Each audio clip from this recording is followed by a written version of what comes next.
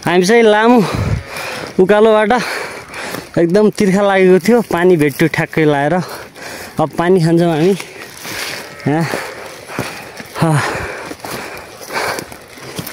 पानी खाऊ।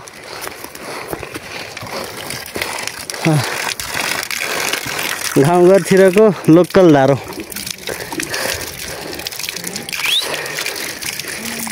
साथीहरू, रक गार्डन जाने बाटो यतैबाट हो, गोठगाउँको माथिबाट आएर हामी चाहिँ यो चौतारोमा बसेका छौँ।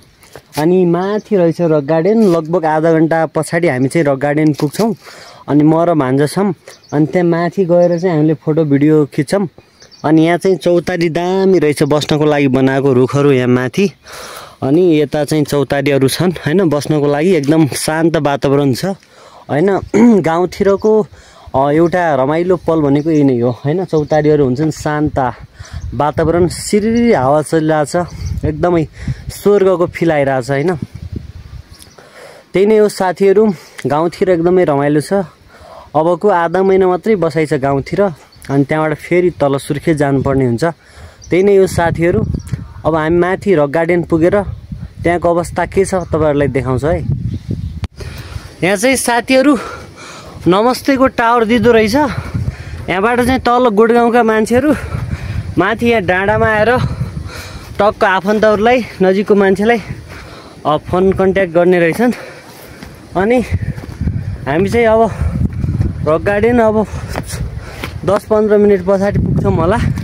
त्यहाँ राम्रो काम गर्छ टावरले भन्ने सुने हो। त्यहाँबाट यति मिल्यो भने, टावर राम्रोसँग काम गर्यो भने त्यहाँबाट कल गर्छु साथीहरूलाई हैन। त्यही नै हो। हामी यो धुमाल गाउँ माथिल्लो धुमाल गाउँ छौँ हामी चाहिँ। त्यही नै हो साथीहरू, हाम्रो अवस्था यस्तो छ। साह्रै थाक्यो। अलि यहाँ माथि नै हो, अलि गोठगाउँको माथि हैन। यहाँ चाहिँ जग्गा जमिन तलको मान्छे आएर यता अनि मकै सकै छर्ने, गहुँ छर्ने रहेछ जग्गा यता चाहिँ हैन। हामी चाहिँ हिँडिरहेछौँ माथि। मान्छे रक गार्डनमा आइरहेछन्। तिनी मान्छेहरूसँग पनि म कुराकानी गर्छु। भान्जा र म चाहिँ हिँड्दैछु।